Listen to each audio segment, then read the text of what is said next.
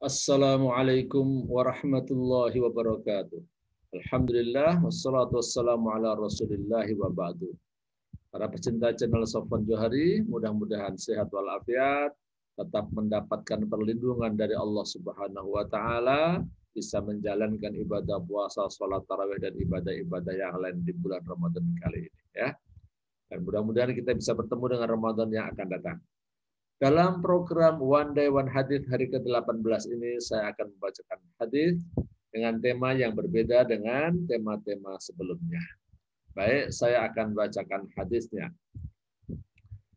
Bismillahirrahmanirrahim.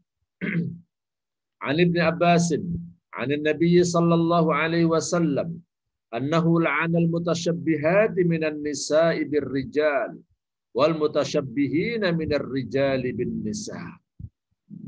Rawahu Abu Dawud, ya. Ini saya kutip dari kitab hadis Sunan Abu Dawud.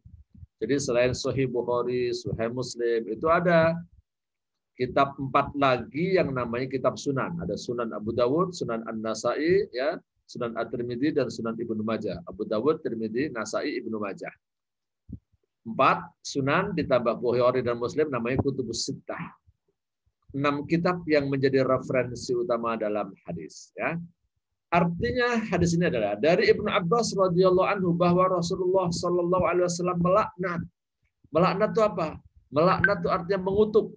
Laknat itu kebalikan dari rahmat. Jadi kalau orang yang dilaknat berarti orang yang jauh dari rahmat Allah Subhanahu wa taala. Ingat bahwa orang bisa masuk surga itu karena mendapatkan rahmat Allah Subhanahu wa taala. Orang bisa masuk surga itu bukan semata-mata karena amal perbuatannya. Ya. Orang bisa masuk surga itu karena mendapatkan rahmat Allah. Orang bisa mendapatkan rahmat Allah karena amal perbuatannya baik. Kalau mengandalkan amal saja nggak cukup buat masuk surga. Ya. Nah, sebaliknya orang yang tidak mendapatkan rahmat itu orang yang mendapatkan laknat. Nah, kalau mendapatkan laknat berarti tidak mendapatkan rahmat. Kalau mau masuk surga harus dapat rahmat. Nah, kalau dapat laknat ya neraka. Nah, dengan kata lain, kalau mau dibahasa agama kan haram, ya, orang yang melakukan tindakan-tindakan yang dilaknat oleh Allah Subhanahu wa taala. Yang dilaknat oleh Allah dalam hadis ini apa? Orang-orang yang menyerupai lawan jenisnya. Al-mutasyabbihati minan nisa'i birrijal. Wanita-wanita yang menyerupai kaum laki-laki, wal mutasyabbihina minar rijali bin nisa, dan laki-laki yang menyerupai kaum wanita. Ya. Jadi nggak boleh. Allah ciptakan kita laki-laki, ya udah tunjukkan. Lakukan tindakan-tindakan, penampilan-penampilan yang menunjukkan kita laki-laki. Kalau memang kita laki-laki yang diciptakan oleh Allah sebagai perempuan, ya tunjukkan dan lakukan perbuatan-perbuatan yang menunjukkan bahwa diri Anda perempuan. Jangan laki-laki ngikutin gaya perempuan, perempuan ngikutin gaya laki-laki. Ini terkutuk, terlaknat menurut hadis ini.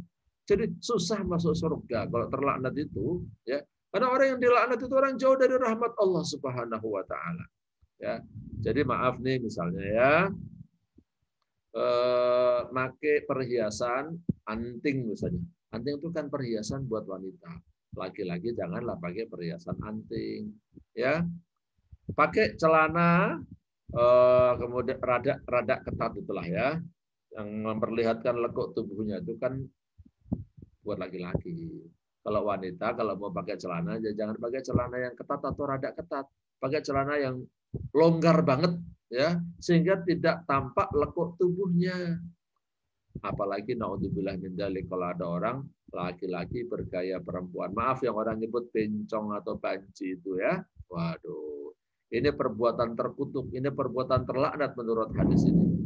Dan kita harus tahu juga bahwa tolong menolong dalam kebaikan itu wajib, tolong menolong dalam kemaksiatan dan dosa itu nggak boleh. Ya. Ta'awanu 'alal birri wat taqwa wa la ta'awanu 'alal itsmi wal 'udwan. Jadi kalau ada orang bencong, itu kan dia melakukan tasyabuh, itu kan perbuatan yang terlaknat menurut hadis ini. Ya jangan kita dukung. Di televisi ada acara bencong-bencong ya buat film atau apalah, saya sendiri di rumah nggak ada TV masalahnya ya. Tapi kabarnya begitu kan. Nah, jangan tonton itu acara-acara yang diperankan oleh para bencong. Ya, kalau ada bencong ngamen, nggak usah dikasih. Ya, kenapa? Sebab kalau dikasih, dia nanti akan begitu terus. Berarti kita mendukung tindakannya. Ya, di bulan Ramadan ini saya mengingatkan, mohon maaf ya, para pinjong ya, para banji. Marilah kita bertaubat. Jangan lakukan itu lagi. Insya Allah ya, rezeki akan dibuka oleh Allah SWT buat kalian yang mau mendekatkan diri kepada Allah, yang mau bertobat.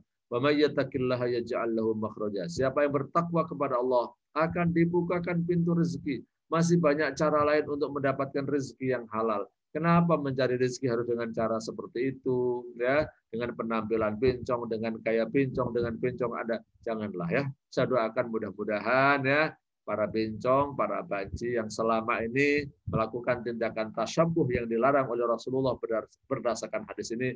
Saya doakan mudah-mudahan Allah bukakan pintu hidayah buat Anda semua dan mudah-mudahan Allah bukakan pintu rezeki ya yang lain. Tidak harus dengan cara seperti itu ya. Tidak harus ngamen dengan bergaya seperti itu, tidak harus main berfilm dengan gaya seperti itu. Insya Allah saya doakan mudah-mudahan Allah bukakan pintu rezeki yang halal, yang barokah, yang bisa meningkatkan keimanan dan ketakwaan kita semua. Sekali lagi, di bulan Ramadan kita doakan, mudah-mudahan semua orang yang melakukan tasyabuh, ya baik laki-laki yang tasyabuh dengan perempuan, maupun perempuan yang tasyabuh dengan laki-laki, kita doakan mudah-mudahan segera dibukakan pintu hidayah dan jalan hidup yang lebih baik buat mereka insya Allah. Demikian, kurang lebihnya saya mohon maaf. Kalau ada tutur kata yang kurang baik, ya khususnya dalam materi kali ini, yang mungkin menyinggung pada satu kelompok tertentu, tapi niat saya adalah menyampaikan hadis ini adalah kebenaran dan saya niat ya saya berharap semuanya bisa menjadi baik, bisa masuk surga bareng-bareng. Itu yang saya harapkan. Tidak ada maksud untuk menjelekkan satu kelompok tertentu. Demikian sekali lagi mohon maaf. Wallahu a'lam bishawab. Wassalamualaikum warahmatullahi wabarakatuh.